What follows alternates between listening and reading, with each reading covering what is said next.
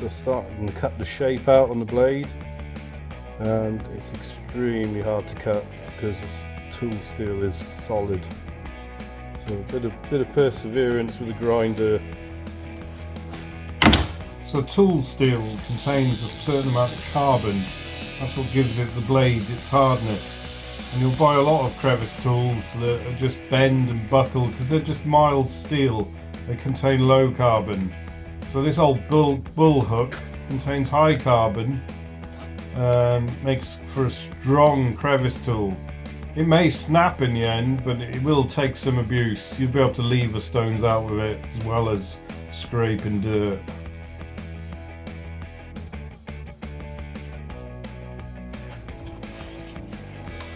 So we've got the back side edge roughly cut. We've just got to cut out that front section.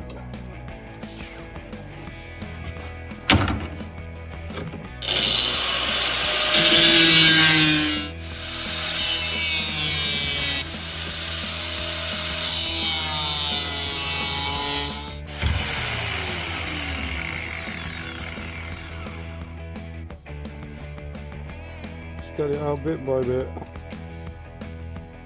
So what tools do you need to do this? Just want a 4-inch angle grinder with a 1mm cutting blade, a grinding disc and a soft grinding disc. That's all I used really.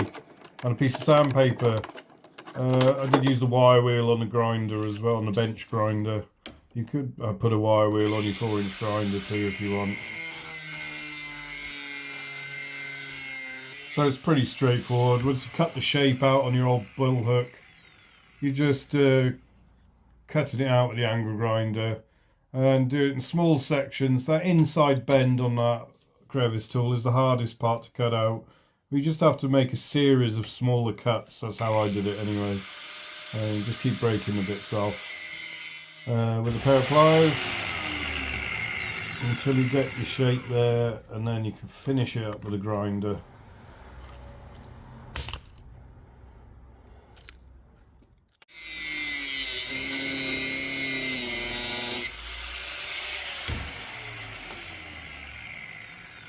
There's lots of little cuts to start getting the shape of the blade.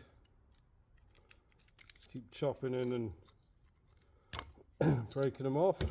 So as you can see, I've done it in a two-toes style. Two-toes was the first I saw with this sort of shaped crevice tool, and most seem to be going to that sort of shape nowadays. Roughly got him now. He's going to go on the grinder now.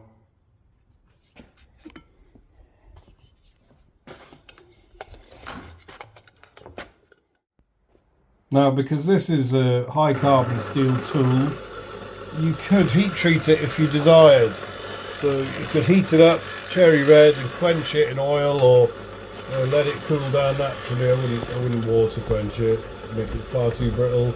I actually think it seems quite hard steel to me. Sometimes when you go into the handle it does go softer, but this seems pretty hard, so I'm just going to let it cool down naturally from the grinding process. We're getting there, but I cannot get on the grinder that inner side edge, so we're going to get the grinder on that. So I'm going to fit a grindstone into the 4-inch grinder, put it in the vise, and then finish up the inside edge of the crevice tool in the vise.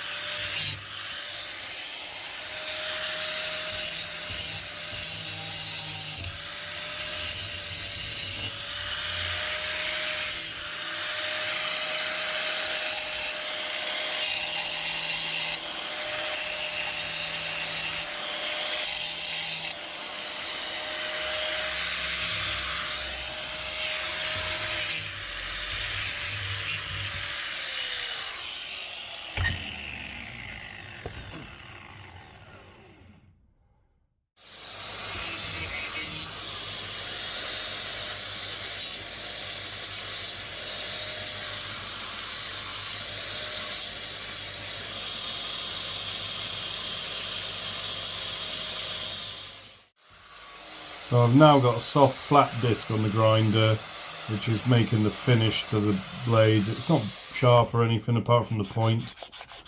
And then we've got onto the handle, just sanding the handle up nice and clean again.